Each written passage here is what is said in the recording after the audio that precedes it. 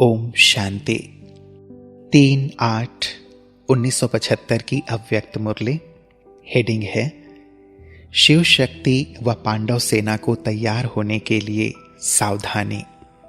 माया से युद्ध में विजय प्राप्त कराने वाले, सर्व आत्माओं का कल्याण करने वाले, सर्व प्रकार के बंधनों व आकर्षणों से परे रहने वाले सर्वोच्च सेनापति शिव बाबा ने रूहानी योद्धाओं के प्रति मनोहर शिक्षाएं व सावधानियां देते हुए ये मधुर और अनमोल महावाक्य उच्चारे। सभी योग युक्त और युक्ति युक्त स्थिति में स्थित होते हुए अपना कार्य कर रहे हैं, क्योंकि वर्तमान समय प्रमाण संकल्प, वाणी और कर्म ये तीनों ही युक्ति युक्त चाहिए, तब ही संपन्न व संपूर्ण बन सकेंगे। चारों तरफ का वातावरण योग युक्त और युक्ति युक्त हो। जैसे युद्ध के मैदान में जब योद्धे युद्ध के लिए दुश्मन के सामने खड़े हुए होते हैं, तो उनका अपने ऊपर और अपने शस्त्रों के ऊपर अर्थात अपनी शक्तियों के ऊपर कितना अटेंशन रहता है। अभी तो समय समीप आता जा रहा है। यह मानो युद्ध के मैदान में सामने आने का समय है। ऐसे समय में चारों ओर सर्व शक्तियों का स्वयं में अटेंशन चाहिए। अगर जरा भी अटेंशन कम होगा तो जैसे जैसे समय प्रमाण चारों ओर टेंशन बढ़ता जाता है, ऐसे ही चारों ओर टेंशन के वातावरण का प्रभाव युद्ध में उपस्थित हुए रूहानी पांडव सेना में भी पड़ सकता है। दिन प्रतिदिन जैसे संपूर्णता का समय नजदीक आता जाएगा, तो दुनिया में टेंशन और बढ़ेगा, कम नहीं होगा। खींचातान के जीवन का चारों ओर अनुभव होगा, जैसे कि चारों ओर से खींचा हुआ होता है। एक तरफ से प्रकृति की छोटी छोटी आपदाओं का नुकसान का टेंशन, दूसरी तरफ इस दुनिया की गवर्नमेंट के कड़े लॉज का टेंशन, तीसरी तरफ व्यवहार में कमी का टेंशन, और चौथी तरफ जो लौकिक संबंधी आदि से स्नेह और फ्रीडम होने के कारण खुशी की भासना अल्पकाल के लिए रहती है, वह भी समाप्त होकर भय की अनुभूति के टेंशन में चारों ओर का टेंशन लोगों में बढ़ना है। चारों ओर के टेंशन में आत्माएं तड़पेंगे। जहां जाएंगे वहां टेंशन। जैसे शरीर में भी कोई नस खींच जाती है तो कितनी परेशानी होती है, दिमाग खींचा हुआ रहता है। ऐसे ही यह वातावरण बढ़ता जाएगा, जैसे कि कोई ठिकाना नजर नहीं आएगा कि क्या करें। अगर हां करें तो भी खिंचावट, ना करें तो भी खिंचावट, कमाएं तो भी मुश्किल, ना कमाएं तो भी मुश्किल, इकट्ठा करें तो भी मुश्किल, ना करें तो भी मुश्किल। ऐसा वातावरण बनता जाएगा। ऐसे टाइम पर चारों ओर के टेंशन का प्रभाव रूहानी पांडव सेना पर ना हो।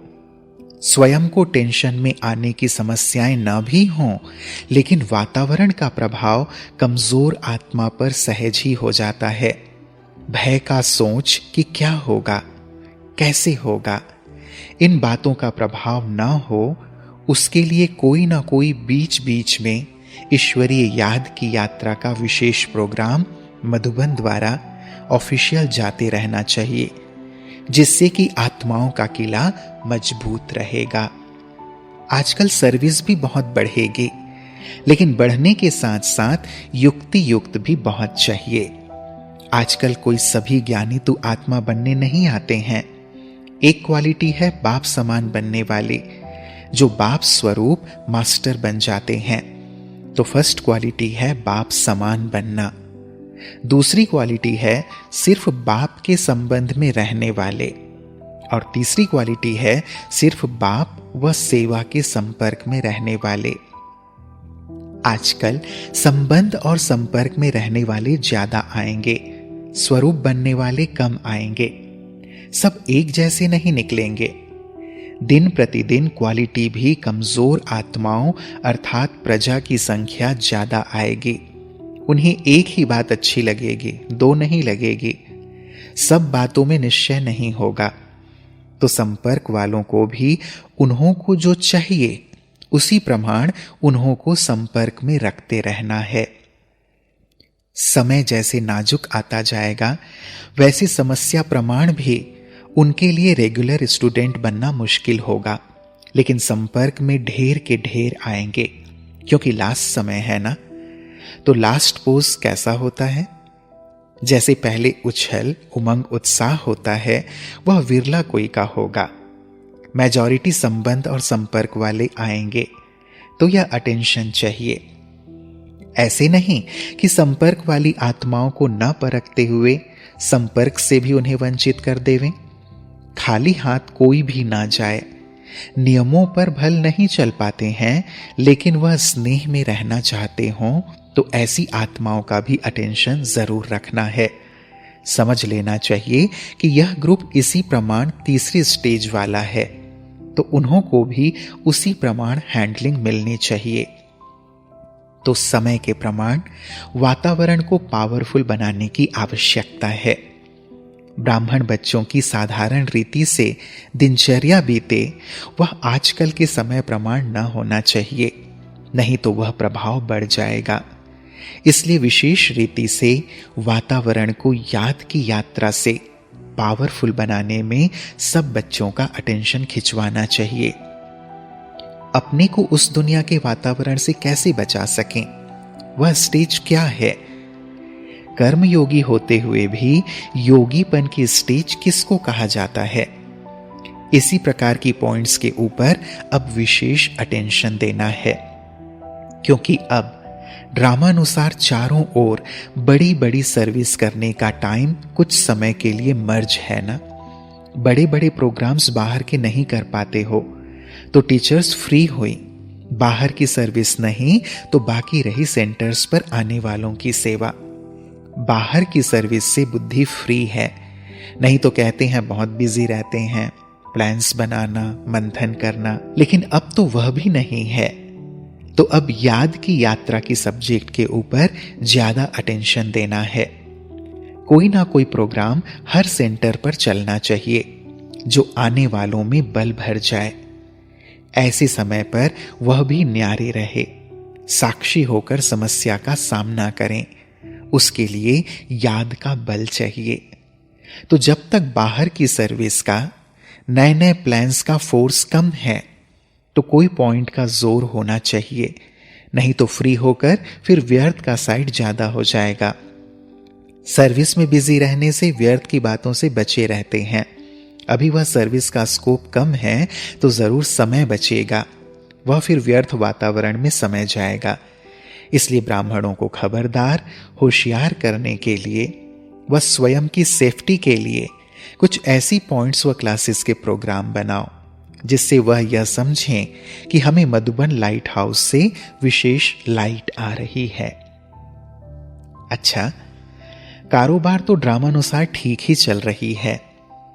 अभी की कारोबार से राज्य चलाने के संस्कार बढ़ते जा रहे हैं ना। राज्य सिंहासन और यह है राज आसन।